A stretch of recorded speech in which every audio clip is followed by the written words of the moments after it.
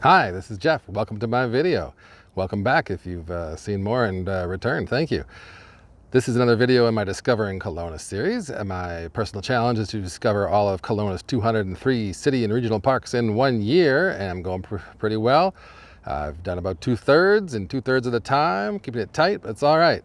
So, here in Kelowna, the pandemic continues, but we are still under mitigation, not suppression, so we are able to get out, keeping social distance, and enjoy some beautiful parks. It's the springtime, it's March, flowers are opening, and things are looking great. So this week, I'm visiting 4 parks near the center of Kelowna. They're the last parks I have, really, that are close to downtown in any meaningful way. These parks are kind of inland from the Pandosy neighborhood. And we're going to see some interesting things. We're going to see a couple of parks that have something to do with the history of Kelowna, which is wonderful, and a couple other little things. You know, I got to check all the parks, big and small, off my list. So I hope you come with me and see what there is to see today, and I hope you enjoy yourself.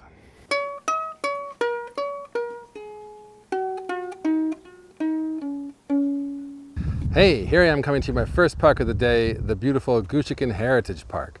So this is a really good park for a lot of reasons. Not too big, not too steep, but it's got a beautiful historical garden and a beautiful historical building and a lot of other historical buildings actually. This is definitely something not too far from town, the center of town, something that everyone should visit if they come to Kelowna. We're here in March, so there's crocuses, there's heather, hyacinths, different things are starting to bloom, but judging from the plants around and the signs, it's nothing like it's going to be later in the summertime. The building you've seen behind me was built for Lord and Lady Aberdeen when they bought the property in 1891.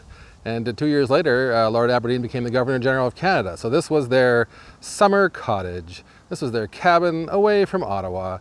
But then in 1903, it was sold to the Cameron family, and the wife of Patty Cameron, who lived in this house, Elaine Cameron, built this beautiful Edwardian-style garden, and she kept great journals, so they've been able to restore the garden to her specifications. So it's an amazing historical garden full of many beautiful things, with a really interesting house built for some British aristocrats. On a small corner of what used to be an enormous 240-acre ranch. So the rest of it's all been subdivided, but it was a ranch up until the 60s when the Cameron family was still farming it. So you may remember Cameron Park from that I visited last summer, way over near to the lake. That is the other corner. That's another corner of this lot. So it was quite a large place, and it's hard to imagine now with all the subdivisions and houses that this was a huge ranch. But anyway, if you like historical things and you like beautiful gardens and you like a nice restaurant, although sadly I wasn't able to try it today, you should come to Goochican Heritage Park. It's a historical site that is anything but dry.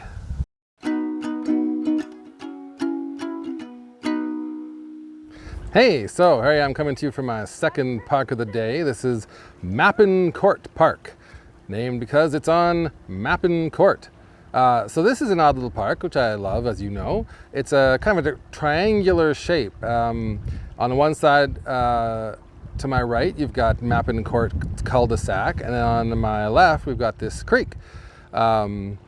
And then the park occupies a lot that I guess wasn't really a great size for a house, and was just turned into a little bit of a park. It doesn't have a sign. This is one of those parks that doesn't appear on Google Maps, so I know it's a real park from the city's website. It's on my list, so I'm here to visit it. It's a cute little place. This creek is really interesting to me. It's obviously running pretty strong right now.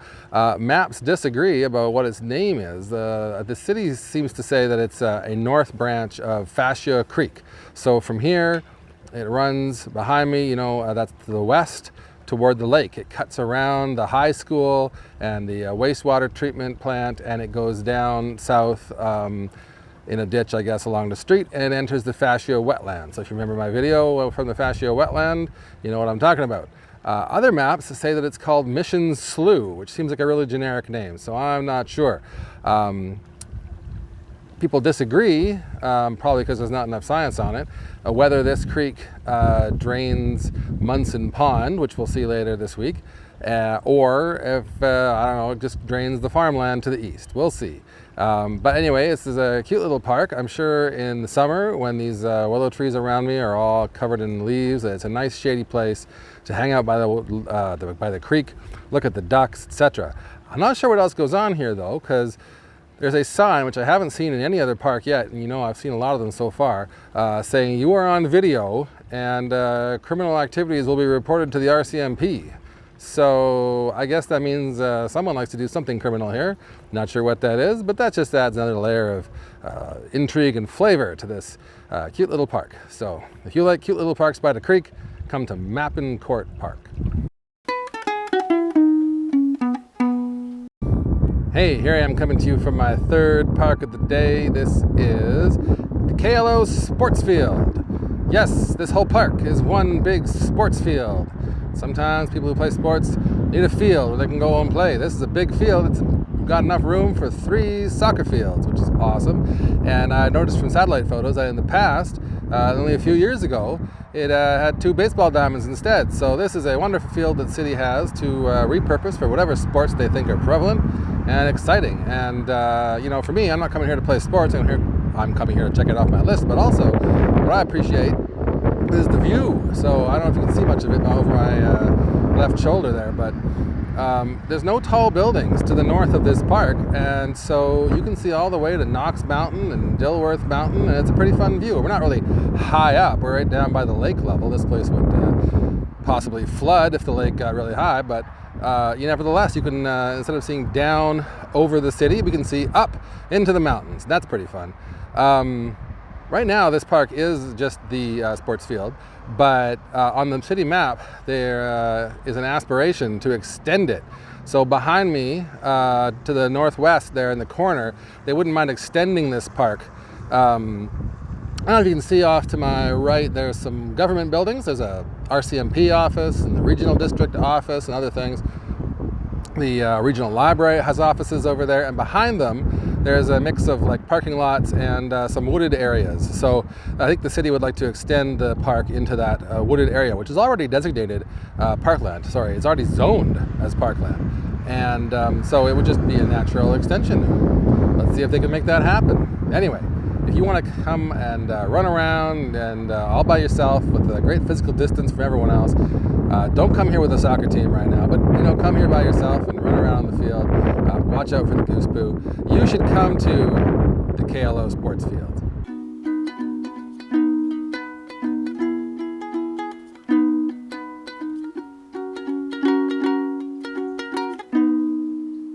Hey, so here I am coming to my 4th park for the week. This is Munson Pond Park. So this is a beautiful park. It's a revelation. It's a jewel in the middle of the city. Not the exact middle. It occupies a space that traditionally has been a border between the suburban part and the agricultural and industrial part of Kelowna. This pond started in the 50s as a pit, a gravel pit that was dug to build the bridge, the Okanagan Lake Bridge, the first one in 58, and then it operated in the early 60s, and then after that, after it stopped operating, it filled with water. And now it is one of the hottest birding hotspots in Kelowna. But you don't have to be a birder to appreciate this oasis. It's got lots of grass and trees, and it's got a nice path all around it, which was only built in the last 5 years. So for a long time, it was a hidden gem, and now it is an open and celebrated place. And even though we were maintaining distance today, there's several people out enjoying the sun, enjoying the pond. It was easy to step off the path onto the grass and let them go. So this is a beautiful place, whether you like birds or whether you just like a pond and a path and a nice place, not too far away from the center of everything. So if that sounds good to you, you should check out Munson Pond Park. Hey, so that's it for this week. Had a good week, nice day, got a little hairy in the middle there, but the weather's good, spring is coming. It's still pretty brown around here, but it's sunny, the temperatures are increasing, and the birds are coming to town, and it's all good. So what did we see this week? We saw 4 parks. We saw the beautiful Guchigan Heritage Park. I'm looking forward to the chance to seeing that garden throughout the year. That looks like it has some great stuff. Even this time of year, it's early, but there was those crocuses and heather, and it was looking really good. Then we saw Mappin Court Park, an odd little triangular shaped thing without even a sign. Clearly the source of criminal activity, I don't know. But it was fun to visit. It had a beautiful little creek. Its charms were in the miniature, I would say, but undiminished for all that. Then we saw the KLO Sports Field, a multi-use field near all the schools down in the Pandosy area. And then we saw the huge and beautiful Munson Pond Park, a naturalist's haven in the middle of town. So we had a really great time. We saw lots of birds, we saw lots of trees, we saw lots of parks, we saw all the things we were hoping to see going out this week. And I hope you enjoyed what we had to show you. I hope you enjoyed seeing the parks that we saw, and that you'll consider subscribing to my channel to see more, or looking at my old videos. If you like this video, please consider hitting the like button, hit the notification bell. I'm gonna try to keep putting out videos every Friday. We'll see how it goes. And I hope to get my challenge done by the summer, but things come up. It's not a guaranteed thing yet. So until then, I'll see you next Friday.